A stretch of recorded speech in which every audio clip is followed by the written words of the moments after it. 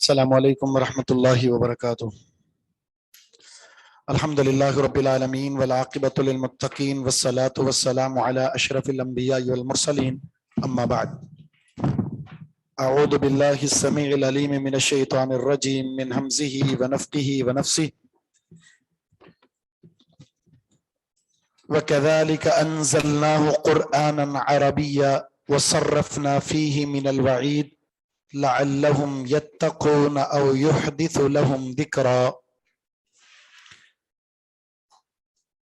سورہ طٰہٰ آیت نمبر 113۔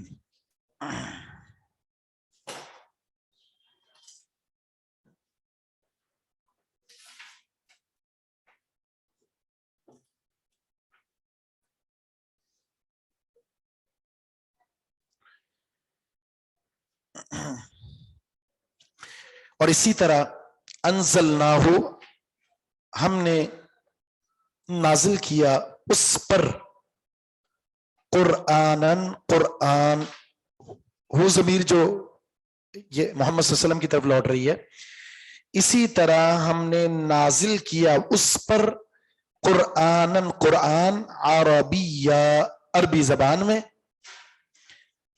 وصرفنا فیہ، اور ہم نے طرح طرح سے بیان کیے، صرفنا، طرح طرح سے ہم نے بیان کیے، فیہ، اس میں، من الوعید، ڈراؤنے کے انداز، وعید کے انداز، ہم نے مختلف انداز میں اس میں وعیدوں کو بیان کیا ہے، لعلہم یتقون، تاکہ وہ پرہیزگار ہو جائیں، او یحدثو لہم ذکرا، یا وہ پیدا کر دے، لہم، ان کے لیے، ذکرا، کوئی نصیحت۔ یہ جو انداز ہے مختلف ڈرانے کے، کبھی واقعہ بیان کر کے، کبھی کسی پر اترے ہوئے عذاب کو ذکر کر کے، کبھی قیامت کے دن مختلف سزاؤں کا تذکرہ کر کے، یہ مختلف جو انداز ہیں قرآن میں، اس کے دو مقصد ذکر کیے گئے ہیں یہاں پر۔ نمبر ایک، لوگوں کو پرہیزگار بنا دیا جائے، نمبر دو، تاکہ ان کے دل میں کوئی نصیحت اتر جائے۔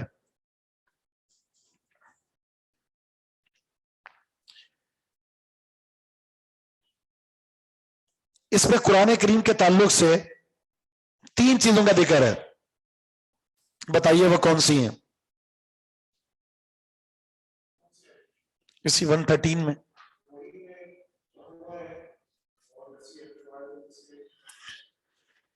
ایک تو یہ کہ یہ من جانب اللہ نازل ہے، انزلناہ سے۔ دوسرا یہ ہے کہ یہ عربی میں ہے.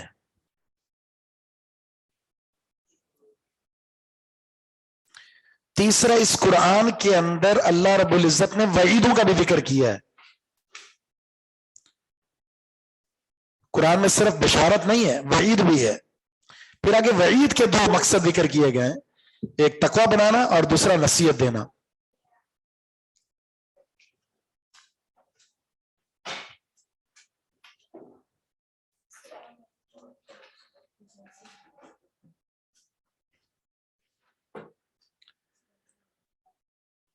فتعال اللہ الملک الحق، بس بلند ہے اللہ تعالی الملک جو بادشاہ ہے، الحق جو سچا ہے. ولا تعجل بالقرآن، آپ قرآن میں جلدی مت کریں، من قبل اس سے پہلے، ان یقضی الیک وحیہ کہ پوری کر دی جائے آپ کی طرف وحی. وحی کے مکمل طور پر آپ کو بیان کر دیے جانے سے پہلے اس کو پڑھنے کی جلدی مت کریں. وقل رب زدنی علما، اور کہہ دیجئے اے میرے رب مجھے بڑھا دے علم میں، زیادہ کر دے مجھے علم میں. اس میں بھی 3 چیزوں کا بیان ہے، اس آیت میں بھی 3 چیزوں کا بیان ہے. پہلا بیان یہ ہے، اللہ تعالیٰ نے اپنی 2 صفات ذکر کی ہیں. اللہ کی صفات کا ذکر ہے، نمبر 1 الملک، نمبر 2 الحق.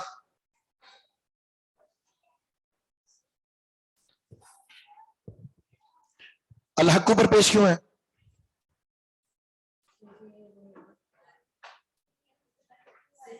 کس کی؟ اللہ کی. الملک اوپر پیش کیوں ہے؟ صفت ہے. تو صفت کا اعراب کیا ہوتا ہے؟ جو موصوف کا ہوتا ہے. تو موصوف مرفوع کیوں ہے؟ کس کا؟ تعالی. کون سا باب ہے؟ تعالی.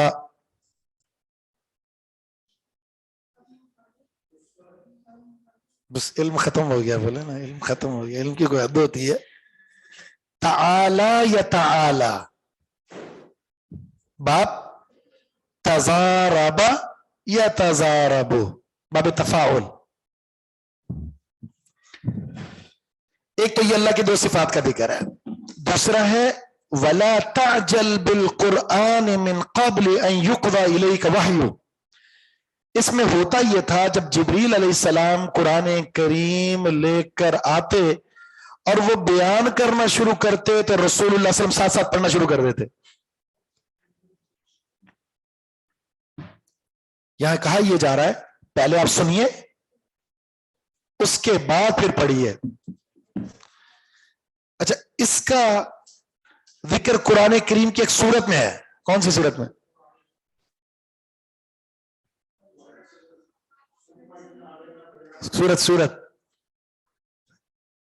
سورت قیامہ میں. فَإِذَا قَرَأْنَاهُ فَاتَّبِعْ قُرْآنَا، جب ہم پڑھا دیں اس کے بعد آپ پڑھیں.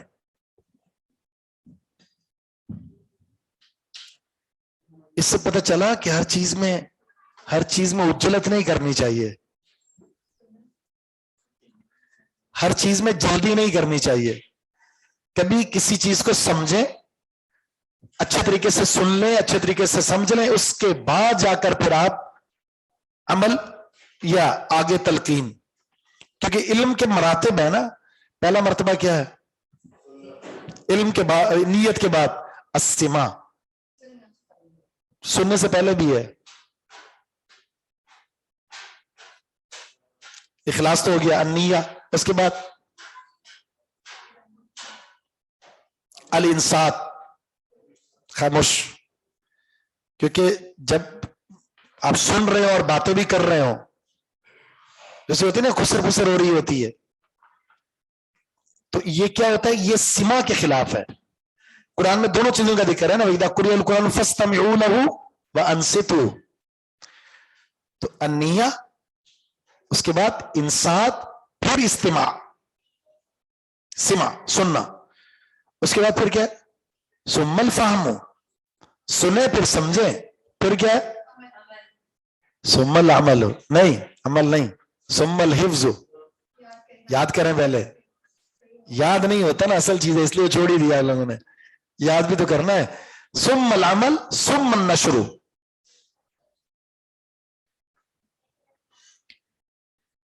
जल्दी जो है ना, जल्दी साथ है, बिल्कुल साथ, लाजिम मलजूम समझ लें ना। अच्छा, जो इसमें उज्जलत का जिक्र है ना, उज्जलत इसकी दो किस्में हैं, एक होती है दुनियावी उमूर के ताल्लुक से, एक है उखरवी उमूर के ताल्लुक से। दुनियावी उमूर के ताल्लुक से उज्जलत से रोका गया है, जल्दबाजी नहीं करनी आप, जैसे कि एक रिवायत में आता है ना, अत्तौअदतु फी कुल्ली शैइन इल्ला फी अमालिल आखिरा, हर चीज के बारे में ठहराव होना चाहिए सिवाय आखिरत के अमल के बारे में। जब आखिरत का मामला आ जाए तो फिर आपने, मसला नमाज के वक्त हो गया, रुकना नहीं है आपने, अब जल्दी करें। वहां क्या आ गया, सारिऊ, जल्दी करें, साबिकू, जल्दी करें, फस्तबिकू, जल्दी करें, असरियू, जल्दी करें। हमारे यहां उल्टा है, दुनियावी उमूर के ताल्लुक से कहा जल्दी ना करें, हम जल्दी करते हैं, और आखिरत के मामले के बारे में जल्दी करें हम ताखीर करते हैं। इसलिए हमारे सारे सिस्टम उल्टे हैं, कोई काम बनता नहीं है, बल्कि बना हुआ काम भी बिगड़ जाता है।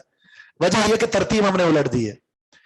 कहा गया आखिरत को तरजीह दो, दुनिया को पीछे रखो, हम तुम्हारी दुनिया भी ठीक कर देंगे, आखिरत भी ठीक कर देंगे, और हमने उल्टा कर दिया है, दुनिया को तरजीह दी, आखिरत को पीछे किया, अल्लाह ने दुनिया में भी पीछे कर दिया और आखिरत में भी पीछे कर दिया।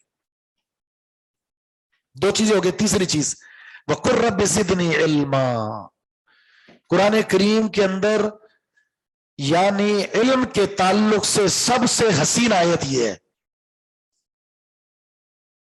जिसमें क्या कहा जा रहा है, पूरे कुरान में अल्लाह ने नबी को या किसी को भी इजाफे की दरखास्त और मुतालबा करने का अगर कोई मकाम जिक्र फरमाया है ना, तो वो ये है। अगर, इसलिए मुफस्सिरीन लिखते हैं, किसी चीज में बढ़ोतरी का और इजाफे का इंदल्लाह कोई मकाम और मर्तबा होता तो अल्लाह इल्म की जगह उसे जिक्र करता कि इसमें तुम आगे बढ़ो। लेकिन अल्लाह ताला ने इजाफे और बढ़ोतरी में अगर किसी चीज का इंतखाब किया है तो वो क्या है, इल्म। क्योंकि बिना इल्म के इंसान इंसान ही नहीं है, बिना इल्म के इंसान इंसान ही नहीं है। इसलिए अल्लाह ने इंसान को इंसान बनाने के लिए सबसे पहली आयत में पहले लफ्ज ही कौन सा इस्तेमाल किया, इकरा। पढ़कर इंसान के पास इल्म आता है, पढ़कर।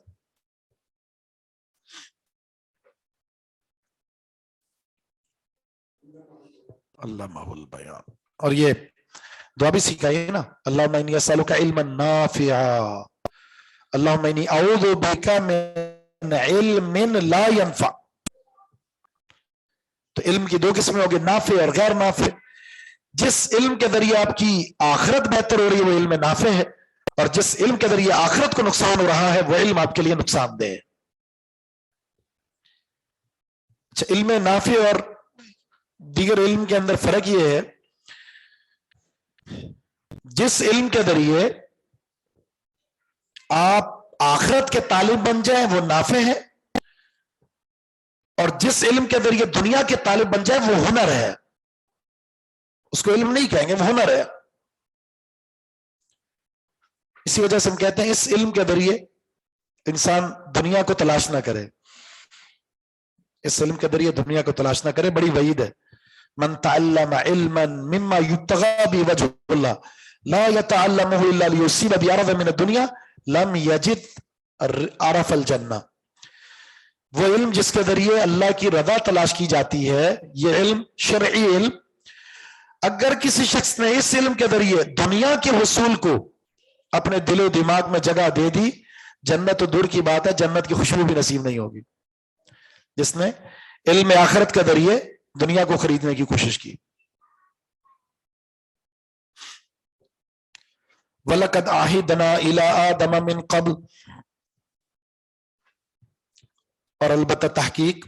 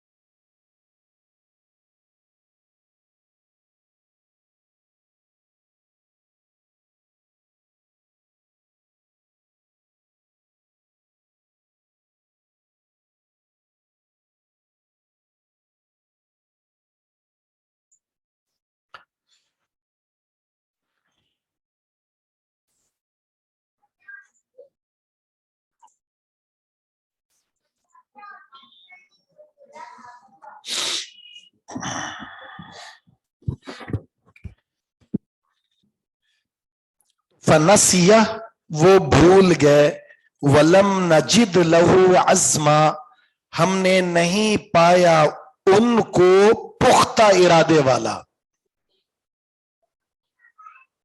ہم نے ان میں پختہ ارادہ نہیں پایا.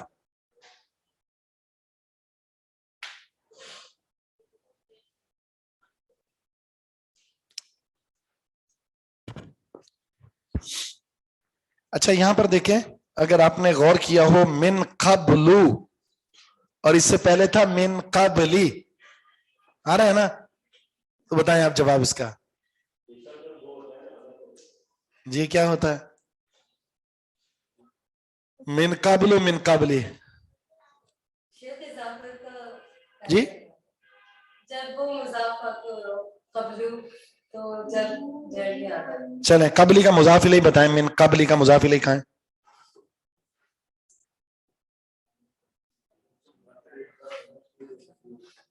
من قبلو کا، تو من قبلی جو بھی اس سے پچھلی والی آیت میں اس کا مضاف الیہ کہاں ہے؟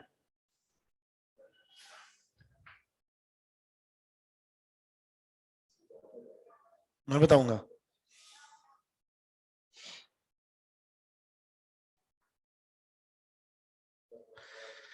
اللہ اکبر. ان یقضى الیک وحی ان مصدریہ ہے، ٹھیک، یقضى فعل مجہول، وحی اس کا نائب فاعل، الی کا جار مجرور مل کر یہ متعلق ہے یقضى کے، یقضى فعل مجہول اپنے نائب فاعل اور متعلق سے مل کر جملہ فعلیہ ہو کر یہ بنا اس کا مصدر، ان حرف مصدر کا، یہ مصدر کی تعویل میں ہو کر مضاف الیہ بن گیا قبلی کا. قبلی مضاف اپنے مضاف الیہ سے مل کر مجرور، مجرور جار مجرور مل کر یہ متعلق ہو گیا لا تعجل کا. ٹھیک ہے یہ ہے اس کا اصل کہانی.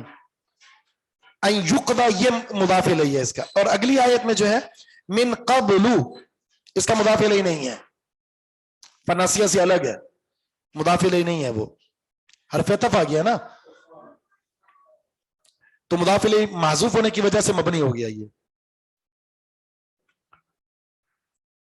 اچھا، یہ جو اس آیت میں ایک تو یہ بیان ہوا ہے کہ ہم نے آدم علیہ السلام سے ایک وعدہ لیا تھا، اور دوسری بات یہ کہ وہ وعدہ بھول گئے.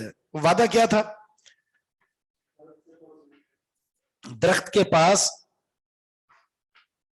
اللہ تعالیٰ نے یہ کہا تھا کہ ہم نے تجھے جنت میں بسا دیا ہے، شیطان تیرا دشمن ہے، تجھے بہکانے کی کوشش کرے گا، تو نے اس کی باتوں میں نہیں آنا. لیکن ہوا کیا؟ وہی جس کا اللہ نے عزم لیا تھا، عہد لیا تھا کہ شیطان بہکائے گا، اور اس نے بہکانے کی کوشش کی اور ایسا حربہ استعمال کیا جو بحیثیت انسان اس کی کمزوری ہے. آپ کو امید دلا دی، آپ کو خواب دکھا دیے، سہانے خواب، دنوں میں امیر ہونے کے آپ سے عہد لے لیا، تو ہم تو پھر قربان ہو جاتے ہیں.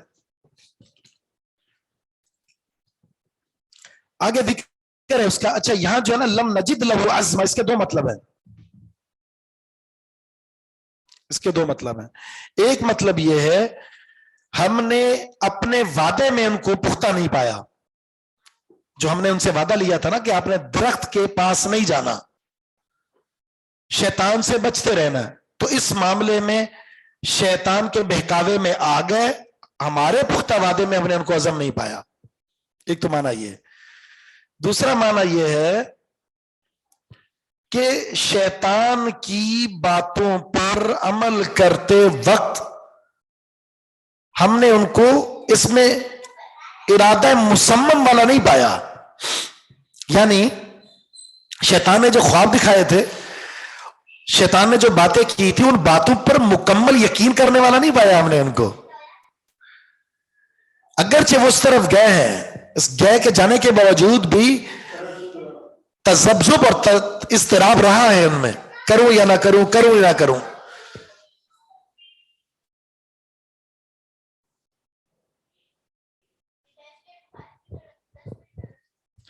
اب یہ جو فنسیہ ہے، اسی سے نسیان ہے، اسی سے نسیان ہے. انسان کی تخلیق کا حصہ بنا دیا گیا نسیان. انسان نسیان، انسان انسیت سے بھی ہے اور انسان نسیان سے بھی ہے. دونوں چیزیں ہوتی ہیں انسان میں. انسیت ایک دوسرے سے مانوس ہو جانا، اور دوسرا ہے نسیان، غلطی. تو یہ انسیت بھی آتی ہے اور نسیان بھی ہوتا ہے اس سے. شریعت نے کیا کہا ہے؟ شریعت کہتا ہے کہ انسان بھول جاتا ہے نا، تو بھول معاف ہے، بھول معاف ہے. بھول میں انسان سے خطا ہو جائے، عند اللہ وہ مجرم نہیں ہے.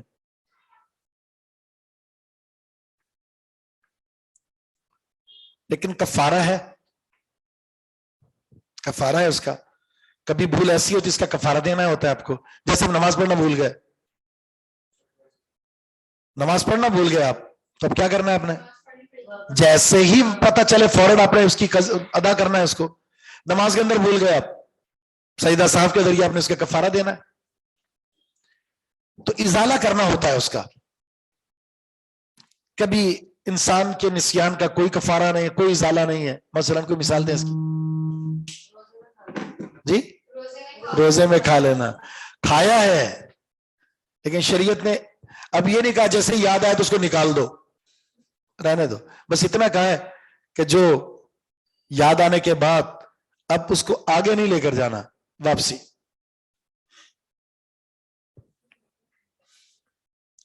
شیطان نے کیا کہا تھا؟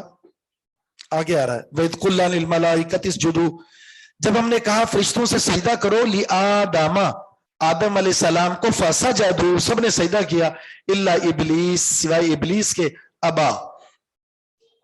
ابا کیا معنی؟ ابا انکار کر دیا. باب کیا آتا ہے؟ ابا. ابا آگے باب کیا پورا پڑھیں؟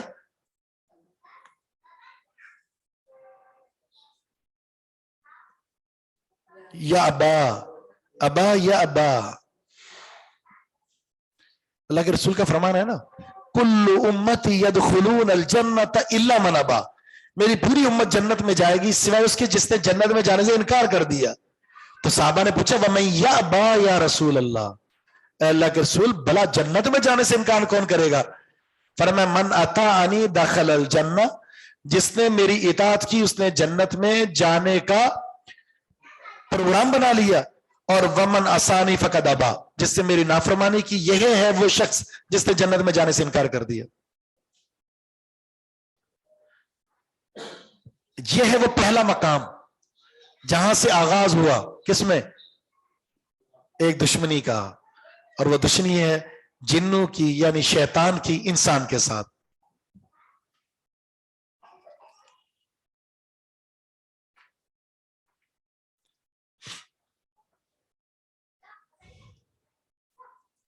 یہ واحد مخلوق ہے انسان جس کے بارے میں خدشات کا اظہار فرشتوں نے بھی کیا تھا کہ اللہ یہ تو خون بہائیں گے، لڑائی جھگڑا کریں گے۔ دوسرا جب اس کو مقام ملا تو پھر اس کا انکار کیا کس نے؟ جنوں نے بھی، شیطان نے۔ تو اب اس انسان کے اندر واقعتاً وہ علم اور عمل دونوں جمع ہو جائے تو یہ دونوں سے افضل ہے۔ ان دونوں سے افضلیت انسان کی وہ دو چیزوں کے ساتھ ہے، علم عمل، منعم علیہم بنا دیا جائے گا ان کو۔ اور اگر ایک چیز ختم ہوئی تو یہاں ضالین یا پھر مغضوب علیہم، دونوں کے ساتھ شیطان ہے، دونوں میں شیطانیت ہے۔ اچھا یہ ابلیس جو ہے وہ من الملائکہ تھا یا من الجن تھا، یہ بحث ہم نے پہلے کر لی تھی۔ تو الا ابلیس میں یہ الا ابلیس، الا حرف استثناء ہے، تو ابلیس جو ہے شیطان نے کیا کہا تھا؟ جی آگے آ رہا ہے، کیا کہا تھا؟ ابلیسا، اس پہ زبر کیوں ہے؟ ابلیسا، الا ابلیسا۔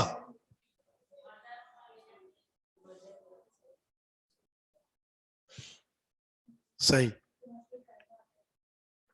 مستثنیٰ ہے۔ اللہ کے بعد جو آتا ہے اس کو کیا کہتے ہیں؟ مستثنیٰ۔ مستثنیٰ کی کتنی قسمیں ہیں؟ 3-4 نہیں پڑھا نا؟ 2 قسمیں، مستثنیٰ متصل اور مستثنیٰ منقطع۔ اچھا تو میں نے یہ سورہ کہف پڑھاتے ہوئے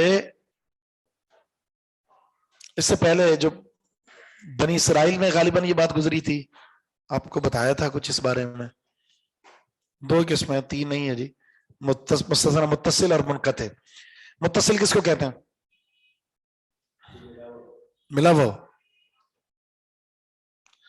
اللہ کے بعد اور اللہ سے پہلے جنس ایک ہی ہو، اللہ سے پہلے اور اللہ کے بعد جب جنس ایک ہو تو اس کو متصل کہتے ہیں، اور جب جنس الگ الگ ہو تو اس کو کیا کہتے ہیں؟ جیسے میں کہتا ہوں جان القوم الا زیدن، متصل ہے منقطع ہے؟ کیوں؟ کیونکہ زید بھی قوم کا حصہ ہے۔ جان القوم الا حمارن، منقطع ہے، کیوں؟ حمار قوم کا حصہ نہیں ہے۔ ٹھیک ہے، اب ابلیس کیا فرشتوں کا حصہ تھا؟ فرشتہ تھا یہ، تو کیا کہیں گے اس کو؟ منقطع۔ تو جب منقطع ہے تو اللہ نے تو فرشتوں کو حکم دیا تھا۔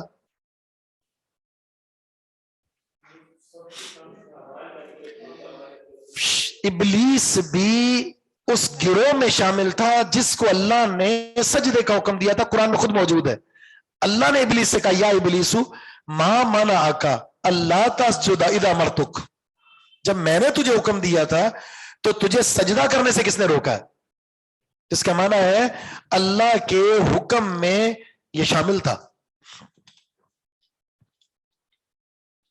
فَقُلْنَا یا آدم، اب یہ ہے کہ ہم نے جو کہا تھا نا آدم سے، ہم نے جو عہد لیا تھا، جو ہم نے بتایا تھا کہ جس چیز کا خیال رکھنا وہ یہ ہے، یا آدم، اے آدم، اِنَّ هَذَا عَدُوٌّ لَكَ،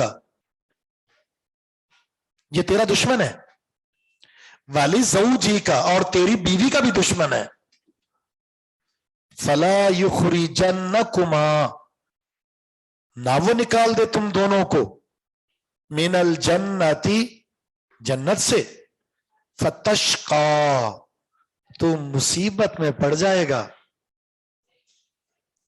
تو مصیبت میں پڑ جائے گا. بڑا انداز جو ہے نا اللہ تعالیٰ کا، یہ بڑا عظیم پہلو ہے اس میں. اور سبق کیا ہے وہ میں آپ کو بتاتا ہوں. پہلے تو اس آیت میں اللہ نے یہ بتا دیا کہ یہ آپ کا دشمن ہے. دوستی تو دوسرا، اس کی دشمنی صرف آپ کے ساتھ نہیں ہے، آپ کی بیوی کے ساتھ بھی ہے، آپ کی اولاد کے ساتھ بھی ہے. یعنی آپ کو مصیبت میں ڈالنے کے لیے ضروری نہیں آپ پر حملہ کرے، وہ آپ پر حملہ آپ کی بیوی کے ذریعے بھی کرا سکتا ہے، آپ پر حملہ آپ کے بچوں کے ذریعے بھی کرا سکتا ہے. تو لگام آپ کے ہاتھ میں ہے. اس لیے کیا فرمایا؟ قُوا أَنفُسَكُمْ وَأَهْلِيكُمْ نَارًا، اپنے آپ کو بھی جہنم سے بچاؤ اور اپنے اہل خانہ کو بھی جہنم سے بچاؤ، کیونکہ الرجال قوامون، ذمہ دار آپ ہیں. آگے جو اگلی آیت ہے نا، اس آیت کا جو آخری حصہ فتشقى، مصیبت میں پڑ جائے گا، مشقت میں. وہ مشقت کیا ہے؟ 4 طرح کی. جنت میں 4 چیزیں حاصل ہیں. 4: کھانا، پینا، لباس، رہائش. نہ کھانے کی فکر ہے، نہ پینے کی ہے، نہ لباس کی ہے، نہ رہائش کی ہے. 4 چیزیں حاصل ہے. فتشقى، یہاں سے نکل گیا تو آپ کو مشقت ہو جائے گی. وہ مشقت کیا؟ کھانے کا انتظام کرنا پڑے گا، پینے کا انتظام کرنا پڑے گا، لباس کا انتظام کرنا پڑے گا، رہائش کا انتظام کرنا پڑے گا.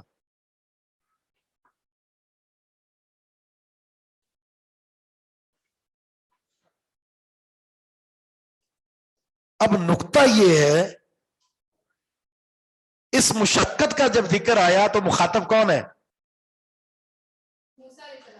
موسیٰ علیہ السلام، آدم علیہ السلام ہے، بیوی نہیں ہے. بات نقطے کی ہے.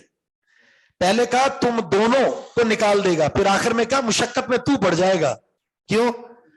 انتظام آپ کو کرنا ہے، کھانے کا، پینے کا، لباس کا، رہائش کا. عورت کی کوئی ذمہ داری نہیں ہے، عورت تو گھر کی ملکہ ہے. وَقَرْنَ فِي بُيُوتِكُنَّ، اپنے گھروں میں رہو. کمانے کی ذمہ داری آپ کی نہیں ہے، گھر کو سنبھالنے کی ذمہ داری آپ کی نہیں ہے، لباس مہیا کرنے کی ذمہ داری آپ کی نہیں ہے، پینے کا انتظام کرنا ذمہ داری آپ کی نہیں ہے، وہ مرد کی ہے. محنت کرے، اپنے آپ کو بھی لباس مہیا کرے، اپنی بیوی کو بھی، اپنے آپ کو کھانا پینا مہیا کرے، اپنی بیوی کو بھی، اپنی رہائش کا انتظام کرے، بیوی کی بھی.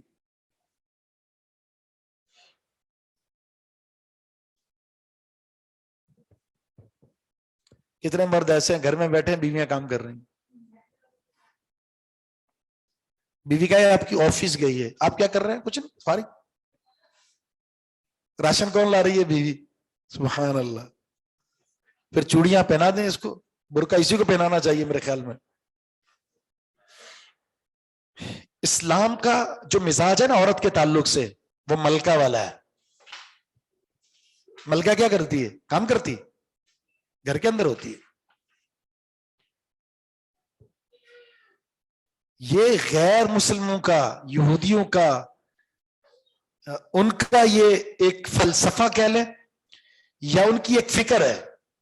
وہ کہتے ہیں کہ عورت اگر گھر میں ہے تو اس کا مطلب یہ ہے کہ آپ نے عورت کو غلام بنا لیا ہے. غلامی یہ تھوڑی ہے، غلامی یہ آپ کسی عورت کو ملازم رکھیں اور اس سے کہیں چلو بھائی کھانا لا کر دو. گھر میں کھانا گرم کرنا بڑا مسئلہ ہے، لیکن بس کے اندر اگر وہ جا رہی ہے تو سب کو پانی پلا رہی ہے، جہاز میں تو سب کو پانی پلا رہی ہے، تو اس میں کوئی پریشانی نہیں ہے. اس کو ہوٹل میں کام کر رہی ہے تو سب کو کھانا فراہم کر رہی ہے، کوئی پریشانی نہیں ہے. یہ اسلامی سوچ نہیں. اور ہماری ہاں بھی عورتیں جو ہیں جن کو بڑا شوق ہوتا ہے کہ وہ گھر کے اندر ٹک کے نہیں، انہوں نے کام کرنا ہے اور کام ایسا کرنا ہے کہ ضروریات زندگی بہترین ہو جائے ہماری. پھر ان کو ذلت و رسوائی کے لیے باہر نکلنا ہے، ادھر جانا ہے، اس کی باتیں ٹھوکریں کھانا ہے، پھر نظریں ہیں، اور پھر بہت سارے معاملات ہیں. وَقَرْنَ فِي بُيُوتِكُنَّ، یہ بہترین حکم ہے. ٹھیک ہے، وہ الگ بات ہے جہاں مجبوری آ جائے اور پریشان کن حالات ہیں، ضروریات زندگی جو جائز ہیں، ضروری ہے، لازم ہے، اس کا حصول دشوار ہو چکا ہے، اور آپ کو شرعی تقاضوں کے مطابق کام کا کہیں موقع مل جاتا ہے پورے شرعی تقاضوں کے تحت، آپ جائیں، اس کی مثالیں ملتی ہیں، لیکن حدود اور قیود کے ساتھ۔ کتنی خواتین ایسی ہیں جو اپنے شہروں سے باہر جا کے کام کر رہی ہیں، تنہا غیر محرم کے ساتھ رہ رہی ہیں وہاں پر۔ بہت ساروں کے سوال آئے کہ ہم جو لاہور، یعنی ایک ہمارا ملتان میں ہے تو ہم لاہور، وہاں ہم نے ایک ہاسٹل لیا ہوا ہے اور وہاں ہم رہ رہے ہیں اور کام کر رہے ہیں وہاں پر، تنہا ایک عورت، بتائیں کہاں سے جائز ہو سکتا ہے یہ؟ ایئر ہوسٹس جو ہے، بتائیں یہ ڈیوٹی جائز ہو سکتی ہے عورت کے لیے؟ غیر محرم کے ساتھ وقت گزارنا ہے اس نے اور غیر محرموں کی خدمت کرنی ہے اس نے۔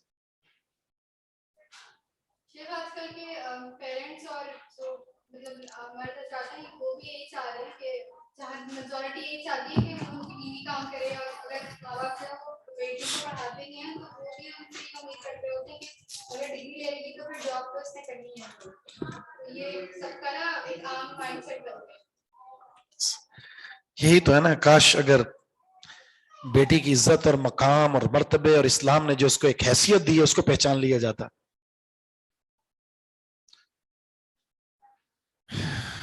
ڈاکٹر دیکھیں، علم کا حصول اپنے شرعی حدود کے اندر رہ کر، جہاں مرد و زن کا اختلاط نہ ہو، شرعی حدود کے اندر باپردہ وہ علم حاصل کرتی ہے۔ پھر ڈاکٹری ہے، جیسے بہت سارے عورتوں کے مسائل ہوتے ہیں، ایک عورت ہی اس کا علاج کر سکتی ہے، اس فیلڈ میں جائے وہ، چونکہ عورت کے بہت سارے مخصوص معاملات ہیں اور اس مخصوص معاملات میں مرد انوالو نہیں ہو سکتا، تو عورت کو چاہیے یہ کام کرے، اس اعتبار سے کرے وہ، لیکن اس کے بھی پھر کام کرتے وقت بھی حدود اور قیود ہیں، وہ ساری چیزوں کا خیال رکھنا ہوتا ہے۔ اور اس جو اختلاط میں جو نقصانات ہیں وہ ہمارے معاشرے میں اس کی سینکڑوں مثالیں موجود ہیں۔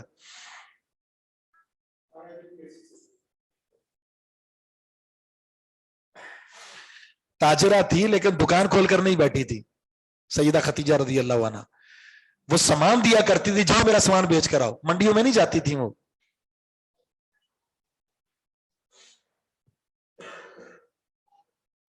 ہمارے یہاں تو عورت کو ایک ٹیشو پیپر کی طرح استعمال کیا جاتا ہے، باقی اور لیکن جو چراغ دکھایا جاتا ہے اس عورت کو کہ بس آپ ہی اس دنیا کو سنبھال سکتی ہیں، اس کے علاوہ دنیا تباہ ہو جائے گی۔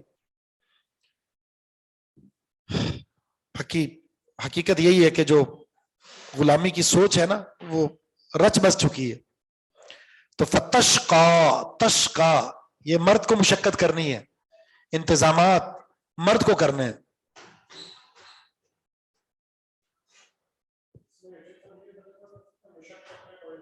ہاں تو یہی مانا فتشقا، پھر آپ مشقت میں پڑ جاؤ گے۔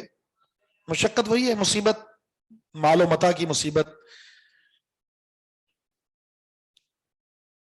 اب دنیا میں کیا، یہاں جنت میں کیا ہے؟ ان لکا، بے شک تیرے لیے اس جنت میں کیا ہے؟ اللہ تجوع فیہا، اس میں تو بھوکا نہیں ہے، اس جنت میں آپ بھوکے نہیں ہو، ولا تعرا، اور آپ بے لباس نہیں ہو۔ عریان برہنہ ہونے کو کہتے ہیں جی، جیسے میں عریانی، فحاشی عریانی اردو میں استعمال ہوتا ہے، تو یہ بے لباس ہونے کو کہتے ہیں۔ اس جنت میں تو نہ تو بھوکا ہے اور نہ ہی تو بے لباس ہے۔ تو یہ اشارہ ہے کہ جہاں تو اس غلطی کے بعد جائے گا وہاں یہ دونوں چیزیں چھین لی جائیں گی، اور ایسا ہوا۔ وَأَنَّكَ، اور بے شک تو لا تَظْمَأُ فِيهَا، اس میں پیاسا بھی نہیں ہے، وَلَا تَضْحَىٰ، اور نہ تو دھوپ میں ہے۔ نہ تو اس میں پیاسا ہوتا ہے جنت میں، نہ تجھے دھوپ لگتی ہے۔ جہاں تو جائے گا وہاں پیاس بھی لگے گی اور دھوپ بھی لگے گی۔ دھوپ سے بچاؤ کے لیے کیا ہے؟ چھت، گھر۔ اچھا، پیاس سے بچاؤ کے لیے پانی، جسم کو ڈھانپنے کے لیے لباس، اور پیٹ کو بھرنے کے لیے کھانا, یہ 4 چیزوں کا ذکر آ گیا یہاں پر. یہ انسان کی ضروریات ہیں. جنت میں فری ہیں, دنیا میں آ کر آپ کو کام کرنا پڑے گا. آگے پھر شیطان کا وہ حربہ جس نے چال چلی تو اس کا ذکر ہے. سبحانک اللہم و بحمدک اشہد ان لا الہ الا انت استغفرک و اتوب الیک.